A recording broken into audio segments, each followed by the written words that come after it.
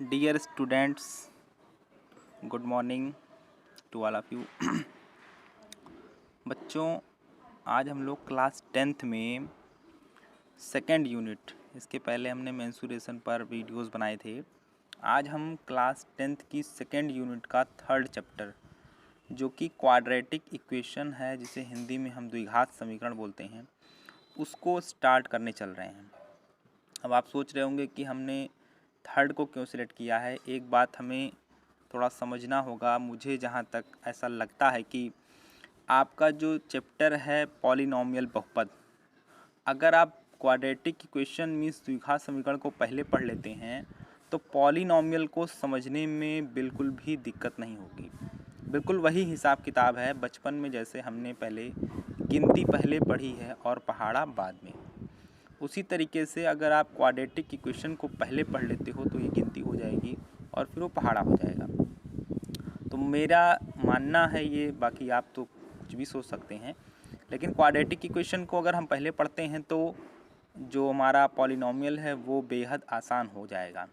तो आइए इस पर चर्चा स्टार्ट करते हैं। क्वाड्रेटिक इक्वेशन, देखिए सबसे पहले तो द्विघात समीकरण क्या है, क्वाड्रेटिक इक्वेशन क्या है, इस पर चर्चा करने से पहले मैं थोड़ा सा आपको बता दूं कि वीडियोस हमारे चूँकि वर्ड्स इंग्लिश में होते हैं तो जो हिंदी मीडियम के छात्र होते हैं उनको थोड़ा सा दिक्कत हो जाती होगी, इसलिए उनके लिए थोड़ा सा काम मैंने कर लिया है।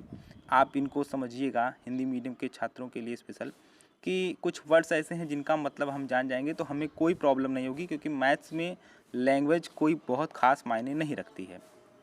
कुछ वर्ड्स हैं जिनके आपको मीनिंग पता होना चाहिए। जैसे इक्वेशन को हम समीकरण कहते हैं, पता होगा आपको। वैल्यू मान होता है।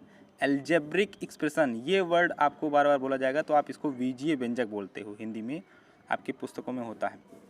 तो ये चीज़ें अगर आप देख रहे हैं तो कोई दिक्कत नहीं होगी। सोल्यूशन का मतलब हल होता है। रूट, अभी वर्ड रूट बहुत चलेगा, ये रूट का मतलब मूल होता है। इसका मतलब क्या है वो मैं बाद में बताऊंगा, केवल अभी आप वर्ड मीनिंग केवल ध्यान दीजिए, क्योंकि उसका एक्सप्लेनेशन बाद में होगा। मैथमेटिकल ऑपरेशन, जिसको हम गणितीय संक्रियाएं कहते हैं।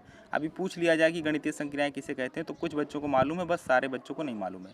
जो बचपन से हम 4 तरीके की क्रियाएं, जोड़, घटाना, गुणा, भाग, एडिशन, सब्ट्रैक्शन, मल्टीप्लिकेशन और डिवीज़न, इन्हीं चारों को हम लोग मैथमेटिकल ऑपरेशन कहते हैं, गणितीय संक्रियाएं कहते हैं। कॉम्बिनेशन का मतलब संयुक्त होता है, मिला जुला।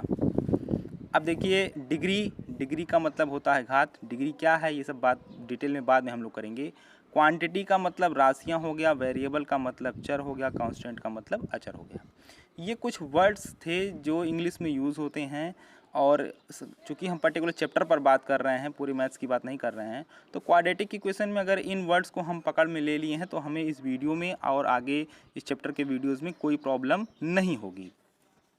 देखिए, मैं ये कह रहा था कि क्वाड्रेटिक इक्वेशन को समझने से पहले क्या क्या ज़रूरी है। पहली बात तो ये हमारा क्या है, इक्वेशन का एक टाइप है। द्विघात समीकरण हमारे समीकरण का प्रकार होता है।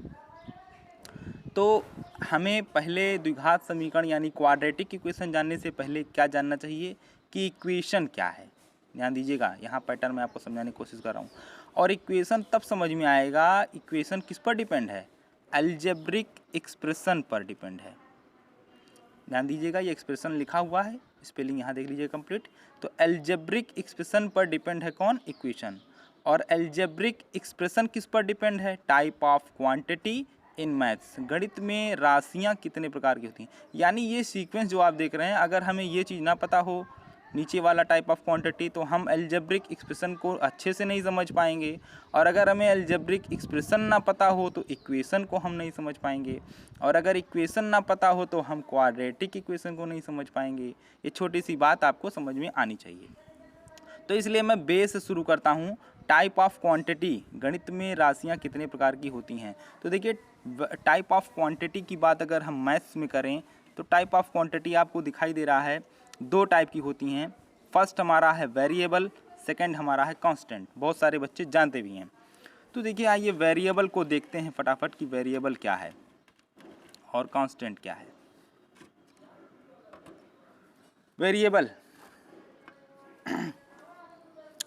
Variable are that quantity which value are not fixed. मतलब वेरिएबल आर दैट क्वांटिटी, वह राशि है विच माने जिसकी वैल्यू, वैल्यू माने मान, आर नॉट फिक्स्ड मतलब फिक्स नहीं है, मीन्स बदलता रहेगा। They represented by letters, small letters of English और हिंदी। आप आज के ज़माने में जो हमारे वेरिएबल्स का रिप्रेजेंटेशन है यानी प्रस्तुतिकरण है वो इंग्लिश अल्फ़ाबेट से यूज़ होता है, एक्स वाई ABCD। हम जब पढ़ते थे तो आ प्लस बा चलता था, मतलब कि हिंदी के अल्फ़ाबेट्स भी यूज़ होते थे।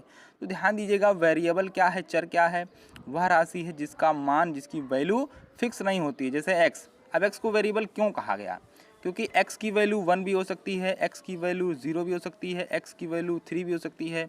हमने कहा कि मैंने आपको x रुपया दिया, तो आप ये नहीं समझ पाओगे कि कितना है वो, 2 रुपये भी हो सकते हैं, 2 करोड़ रुपए भी हो सकते हैं। तो मीन्स ये जो लेटर अल्फ़ाबेट दिख रहे हैं हमको, यही हमारे वेरिएबल्स हैं। क्यों वेरिएबल्स हैं, because that value are not fix, इनकी वैल्यू फिक्स नहीं है। इसी का जस्ट अपोजिट कांस्टेंट, कांस्टेंट इसका अपोजिट है, यानी जाहिर सी बात है इसकी वैल्यूज़ क्या हो जाएंगी, फिक्स हो जाएंगी। Constant are that quantity which value are fixed, तो कांस्टेंट वो राशियाँ होती हैं जिनकी वैल्यू फिक्स होती हैं। And they are numbers all, ये सारे नंबर्स ही होते हैं। हम जितने भी नंबर्स अपनी आँखों से देखते हैं वो सब के सब कांस्टेंट हैं। हमने आपसे कहा कि मैंने आपको 2 रुपया दिया, तो अब 2 का मतलब 5 तो नहीं समझेंगे, 2 का मतलब 0 तो नहीं समझेंगे, 2 का मतलब -5 तो नहीं समझेंगे। लेकिन अगर मैंने कह दिया कि मैंने आपको x रुपया दिया, तो आप नहीं बता सकते कि आपको एग्जैक्टली कितने रुपए मिले। तो ये छोटा सा फ़र्क है, जो नंबर हमें दिखाई दे रहे हैं, चाहे वो √2 हो, चाहे वो -1/2 हो, चाहे 0 हो, जो नंबर्स हम देखते हैं, अगर पर्टिकुलर हमारे सामने नंबर लिखा हुआ है तो वो कांस्टेंट है, और अगर हमारे सामने लेटर्स लिखे हुए हैं तो वो वेरिएबल हैं। आप समझ गए होंगे क्यों वेरिएबल हैं, क्योंकि उनकी वैल्यूज़ क्या हैं, फिक्स नहीं हैं। तो जो ये मैंने बताया आपको क्वाड्रेटिक इक्वेशन का इंट्रोडक्शन था, इसमें आपने देखा कि इतनी चीज़ें क्लियर हुई। अब मैं इसके आगे बढ़ता हूँ।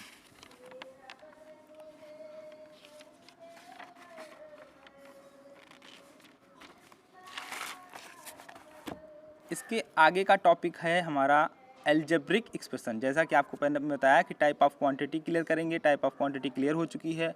अब उसके बाद हम लोग आ चुके हैं एल्जेब्रिक एक्सप्रेशन। तो एल्जेब्रिक एक्सप्रेशन क्या चीज़ है, इसको देखें आइए। बीजीय व्यंजक इसको हिंदी में कहते हैं। तो algebraic expressions is the combination, ध्यान दीजिए यहाँ कॉम्बिनेशन लिखा हुआ है, कॉम्बिनेशन ऑफ किसका, वेरिएबल एंड कांस्टेंट का। अब वेरिएबल कांस्टेंट क्या है ये तो पीछे आपको बताया गया। तो इज़ अ कॉम्बिनेशन, कॉम्बिनेशन मतलब मिला जुला, संयुक्त, किसका किसका कॉम्बिनेशन है, वेरिएबल और कांस्टेंट का। विच आर कनेक्टेड बाई, जो एक दूसरे से जुड़े हैं, बाई किससे, मैथमेटिकल ऑपरेशन से। तो आपको समझ में आना चाहिए कि मैथमेटिकल ऑपरेशन कौन कौन है, प्लस है, माइनस है, मल्टीप्लाई है और डिवीज़न है। तो बीजीय व्यंजक जो होता है वो एक हिसाब से एक हमारा जो है संयुक्त रूप होता है किसका, वेरिएबल का और कांस्टेंट का, जो कि आपस में जुड़े हैं किससे, मैथमेटिकल ऑपरेशन से। ध्यान दीजिएगा। तो एल्जेब्रिक एक्सप्रेशन की ये डेफिनीशन हो गई। Algebraic expression is a combination of variable, ये लिखा हुआ है केवल मुझे एक्सप्लेन करना है, आप लिख सकते हैं इसको। तो ये एक हिसाब से क्या है, कॉम्बिनेशन है किनका, दो चीज़ों का, वेरिएबल का और कांस्टेंट का, और वो जुड़ेंगे किससे, वो जुड़ेंगे हमारे मैथमेटिकल ऑपरेशंस, प्लस माइनस यानी addition, subtraction, multiplication and division. Example देखिए, अब ये देखिए 3x + 2y, ये एक हमारा एल्जेब्रिक एक्सप्रेशन हो गया, मीन्स बीजीय व्यंजक होगा। क्यों, क्योंकि यहाँ पर हमारा वेरिएबल कौन कौन है, x है और y है, कांस्टेंट कौन कौन है, 3 और 2 है। ध्यान दीजिएगा। अब ये 3 और x आपस में किससे जुड़ा हुआ है, जब दो क्वांटिटीज़ के बीच में कोई चिन्ह ना हो, कोई साइन ना हो, तो वहाँ हम मल्टीप्लिकेशन समझते हैं। यानी x और 3 आपस में जुड़े हैं तो मल्टीप्लाई से, 2 और y आपस में जुड़े हैं तो मल्टीप्लाई से, और ये बीच में जो प्लस आ गया, ये हमारे बीच में जो आप प्लस देख रहे हैं, ये हमारे टर्म्स को जोड़ने का काम करता है। अभी आगे एक्सप्लेन करूंगा। इस तरीके से यहाँ देखिए, ये भी बीजीय व्यंजक हो गया, ये भी हमारा एल्जेब्रिक एक्सप्रेशन हो गया। नोट करके थोड़ा सा समझाने की कोशिश की गई है, ज़रूरी बातें हैं इसलिए जानना बेहद ज़रूरी है। क्या है ये बात, ये बात ये है कि part of expression is called term. जैसे हमारे शरीर के कई पार्ट होते हैं, आँख, नाक, कान, वैसे ही इस एक्सप्रेशन के भी पार्ट्स हैं, और उन्हीं पार्ट्स को हम टर्म कहते हैं। चीज़ें छोटी हैं लेकिन जब कोई पूछता है तो हम बता नहीं पाते हैं। कोई पूछ ले कि हमारे एक्सप्रेशन में पद क्या चीज़ है, या हमारे बीजीय व्यंजक में पद क्या होता है, तो part of expression is called term, छोटी क्लासेस में बताया जाता है बट बच्चे इग्नोर कर देते हैं। तो ध्यान दीजिएगा, पार्ट होता है जो हमारे एक्सप्रेशन का, वही हमारा टर्म होता है। अब पार्ट कैसे कहेंगे कि ये पहला पार्ट है दूसरा पार्ट है, यानी सेपरेशन यानी अलगाव का काम कौन करता है, ध्यान दीजिएगा। तो अलगाव का काम दो ही सिंबल करते हैं केवल, प्लस और माइनस। यानी कि अगर प्लस माइनस लगा है तो हम सेपरेट, यानी यहाँ पर 3 और x को अगर हम कहें कि अलग अलग हैं तो अलग अलग नहीं है, ये एक ही माने जाएंगे, क्योंकि इनके बीच में ना प्लस है ना माइनस है, 2 और y एक ही हैं। तो यहाँ एक प्लस केवल लगा है, इसका मतलब प्लस के ठीक पहले और प्लस के ठीक बाद दो अलग अलग राशियाँ मानी जाएंगी। यहाँ पर दो पार्ट बन गए और इन्हीं पार्ट को हम फर्स्ट टर्म और सेकेंड टर्म यानी पहला पद और दूसरा पद कहेंगे। ऐसे ही देखिए सेपरेशन यहाँ पर एग्जांपल्स के थ्रू समझाया है, जैसे 7x + 2y, बीच में प्लस लग गया तो ये फर्स्ट पार्ट सेकंड पार्ट को ही हम टर्म कहते हैं, यानी फर्स्ट टर्म सेकंड टर्म। यहाँ लेकिन यहाँ क्या समझाया गया, देखिए अगर प्लस की जगह गुणा लगा होगा तो ये टोटल एक ही क्वांटिटी मानी जाएगी, यहाँ पर अलगाव नहीं हुआ। प्लस लगा है तो भी अलगाव हो गया, माइनस लगा है तो भी अलगाव हो गया, सेपरेशन हो गया। बट अगर यहाँ पर मल्टीप्लाई होगा, डिवीज़न होगा तो वो सेपरेशन नहीं होगा। उम्मीद है आपको इतनी बातें समझ में आ गई होंगी। अब इसके आगे के जो टॉपिक्स हैं उसको मैं अगले वीडियो में कंटिन्यू करूंगा। यहाँ तक आपको उम्मीद है पूरी बात समझ में आ गई होगी। बहुत ही वीडियो को ध्यान से अगर आप देखेंगे, चीज़ों को नोट करना चाहेंगे तो नोट भी कर सकते हैं, सारी चीज़ें क्लियर हैं। Thank you so much.